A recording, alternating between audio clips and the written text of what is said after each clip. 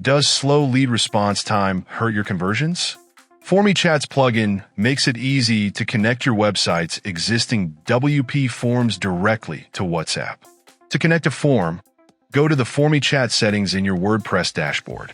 Click Customize, select WP Forms, and choose the form you want to connect. Click Save to save the process. That's it.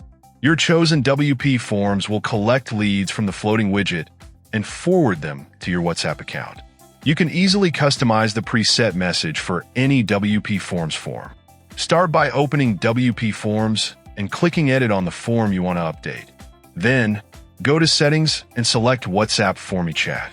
Here, you'll find the WhatsApp message body section, where you can edit the message format as needed. For example, you can change name to your name or make any other adjustments. Once you're done, click Save to apply your changes. From now on, whenever someone submits the form, the WhatsApp message will reflect the updated format.